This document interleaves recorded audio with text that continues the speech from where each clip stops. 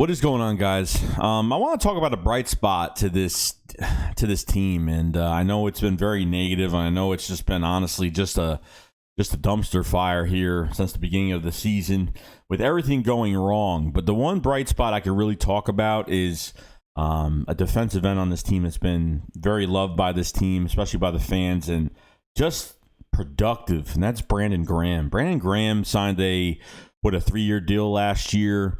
I think it was like $40 million, 27 guaranteed. I think he's a $6 million cap hit this year, $17 million cap hit in 2021, and by 2022 he'll be an unrestricted free agent. Okay, Brandon Graham, since he's been drafted, obviously, like in the beginning of his years, hasn't really done much, and then really hitting his prime years, he's been, the numbers weren't there in the beginning, but getting those pressures, those hurries, those quarterback hits has been fantastic. But this year could be Brandon Graham's first Pro Bowl. I don't think he's ever hit the Pro Bowl, guys, and I think he has about 8 sacks right now, and has done he's just been all over the place this year.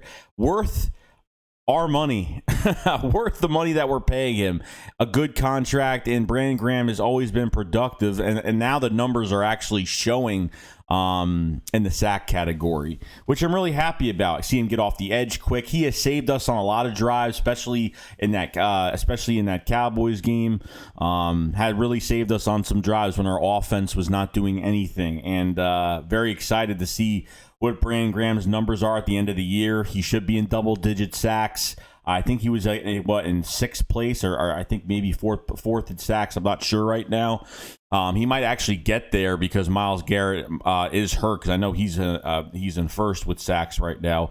But I think there's a really good chance he could really get up there, and double-digit sacks are waiting for Brandon Graham. I've been very, very happy about this. Remember, it was 2 years ago, or last year, and we didn't know if we were going to sign. We thought Brandon Graham was not going to get signed, or like, he's not going to get signed, but then we were trying to go after other defensive ends that ended up franchise tagged, and then obviously on a little bit of a hometown discount, just a little bit, Brandon Graham comes back for a little bit less money that he probably would have got somewhere else, and want to stay in Philly. So can't really complain at all on this player.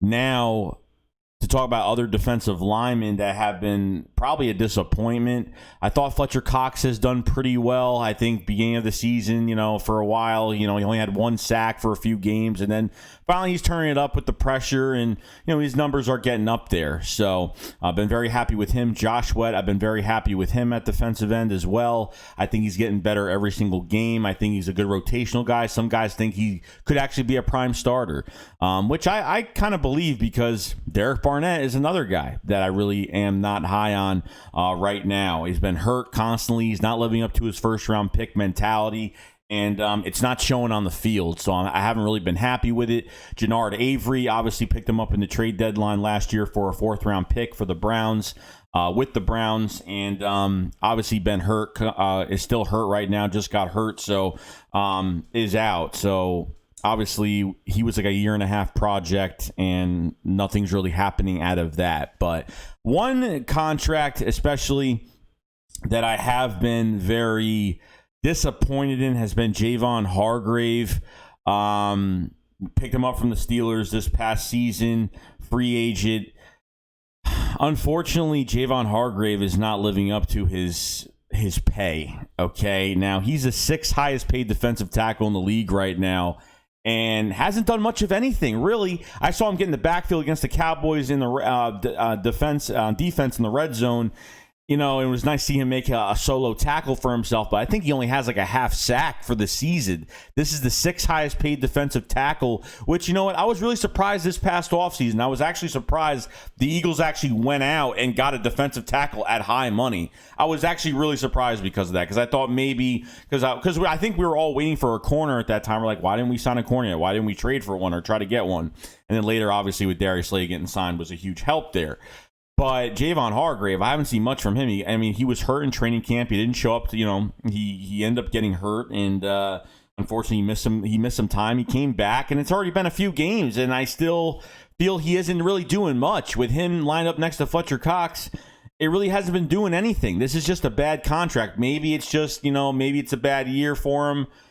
maybe it's a down year. I have no idea, but I've seen plenty of highlights. I've seen plenty of highlights with him on the Steelers, and he was wrecking with the Steelers, having like 8 or more sacks on the season. But he hasn't even got 2 sacks on the season yet. I mean, it's just really sad right now. I think, honestly, Malik Jackson is actually playing a lot better than Javon Hargrave. I think Malik Jackson has, I don't know if he has more than 2 or 3 sacks right now, but he gets a lot of pressure. I don't even see much pressure from Javon Hargrave. Malik Jackson is older, and obviously he's just better right now. So I've been very happy with Malik Jackson, obviously getting hurt after the Redskins game last year, being out the whole entire year, and he really came back with a purpose and with a huge drive, to be that player that everyone that he knows he could be. So I was very happy with Malik Jackson. So next year in 2021, it's going to be very hard to see. Are they going to keep Malik Jackson and Javon Hargrave next year? I'm not sure. I'm really not. I think since there's too much money tied into Javon Hargrave, Malik Jackson might get, an exit. He might get released. He might get traded. I'm not really sure how many more years is on Malik Jackson's contract. I think it was 3 years, so he might have one more year in Philadelphia, I think. But another disappointing contract by the Eagles. I mean, it really hasn't been showing in Javon Hargrave what he's able to do on the field. And is he going to show up? Where's he at? I have no idea. I have no idea what's going on. But other than that, guys, I've been pretty happy with this defensive line. There's a lot of guys getting paid over $10 million a year, and it's kind of crazy. But the defensive line is the heart of this team, obviously, because offense, we really can't rely on offense. We really can't rely, on some of these backup guys on defense. Obviously, we've had troubles at linebacker. This defensive line is the heart of this whole entire team, and this is the only position group, to be honest with you, that has been pretty productive. Honestly, you can't blame receivers because they're running routes. If the ball's not getting thrown to them, it's not their fault. If they're open, they're getting pressured. It is what it is.